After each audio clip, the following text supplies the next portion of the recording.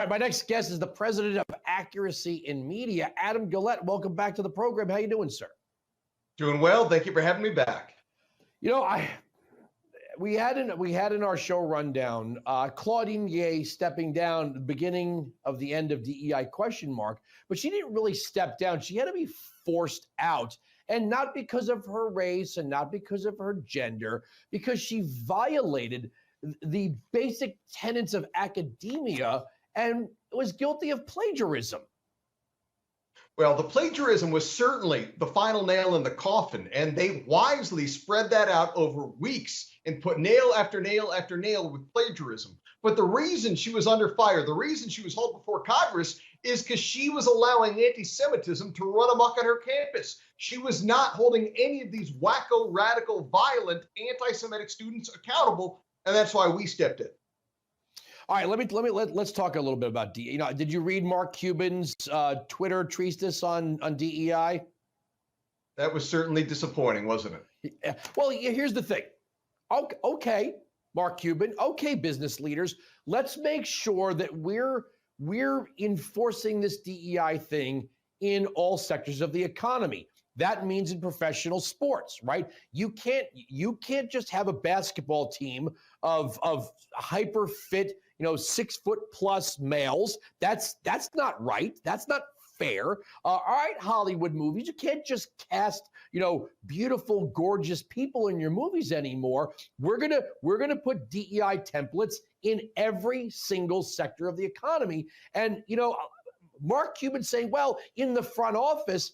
Oh, that's not fair. What about on the court or the field or the ice or wherever? We should put DEI. If you believe in DEI and you want it enforced by government regulations, then it's got to be everywhere.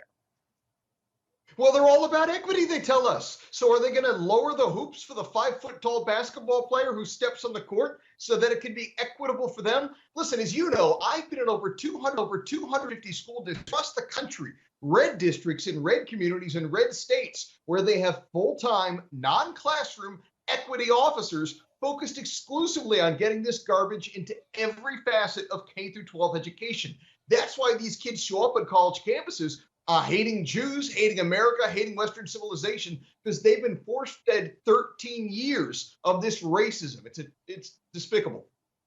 But I mean, again, this should be everywhere. Airline pilots, right? Medical doctors. DEI should be used as the tool for hiring in every single sector of the economy. And you know what? If the brain surgeon isn't very good, or the pilot can't see, or the basketball player can't reach the net, who cares? We've got equity. Yeah, if the brain surgeon kills your mother, well, sorry, we were really concerned about not offending those who are ocularly impaired. Sorry about that. But no, we know that these are just kind words that they try to hide behind. This is a radical Marxist ideology that hates Western civilization. They hate Israel, not even because they hate Jews per se, but because Israel is on the front lines of Western civilization. Israel represents an incredible contrast between a free enterprise system surrounded by a bunch of wacko countries run by terrorists and Marxists. They hate America because we represent freedom and free enterprise, and we bring prosperity to the world. They don't really care about equity or tolerance or inclusion. And I know that because when I visit their campuses, I now have to bring security because I've been assaulted. I know that because I've been swatted 9 times because I get death threats from these people who are so incredibly inclusive. Amazing. Here's another place you were talking about education. We never talk about the lack of men in pre-K and primary education, right? I mean, almost exclusively pre-K, kindergarten, early learning is run by women. Yeah, and if you look at the numbers, women live longer than men. Women are more likely to graduate college than men, yet obviously they're oppressed. And of course, also oppressed, Claudine Gay. She stepped down from her position, but got to keep her $900,000 a year salary. My gosh, we should all be so underprivileged, all be so marginalized that we get demoted, but still get paid nearly $1 million annually. And I hope you saw, we didn't think that her salary was enough. We thought she deserved a helping hand. So the day after she resigned, us at Accuracy Media showed up at her presidential mansion with 2 U-Haul trucks. Sadly, she did not take us up on the offer, which is a real shame. I think it's unfair that male models don't get paid as much as female models. Have you ever heard of a male supermodel? I don't remember. I never heard of a male supermodel. I could name a laundry list of female supermodels who, make millions of dollars. I can't name a single male supermodel. We got Fabio, but nobody's heard from him in 30 years. My gosh. And that was one. He was the one guy. They put him on the front of every romance novel. That was it. One did the job for the entire male race, right? He was in those I can't believe it's not butter commercials. That's right. Those are the jobs that the male models get. This is what I mean about guy. When they say we don't all start out in the same place, that's true, right? My kids don't have the same advantages as Barack Obama's kids. Yeah.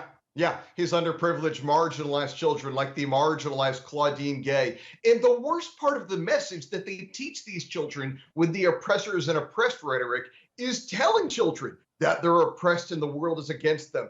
Telling, minority children that the world is against them. What a horrible message. Children of all colors should be taught that, you're going to face challenges, but if you work hard and stick to it, you can overcome them. They should be motivated. They should be encouraged. They shouldn't be told that the world's out to get them. What a horrible message for children. I don't remember being able to go to my first job interview and say, my name is Clinton and my father was president, so give me a six-figure job since I graduated college last week. Yeah, exactly. Now, to be fair, George W. Bush's daughter didn't have a hard time finding employment either. But again, it's still kind of the same thing. We all get different privileges. We all have different obstacles that we face. That's what makes us unique as humans. And for them to take all of us and put everyone in either the oppressed or oppressor bracket, that is an insult on individual dignity. That's an incredibly dehumanizing thing to say that you're not the sum of the whole of your benefits and your drawbacks and your advantages and your disadvantages. You're not that. You're not an individual. You're just a race, or you're just a sexuality, or you're just an ethnicity. It really speaks to and reminds us how much they oppose individualism, which is why they oppose what America stands for. Yeah, and that's why we conservatives believe in the meritocracy. I got to leave it there. Have a great weekend. Thanks for joining us.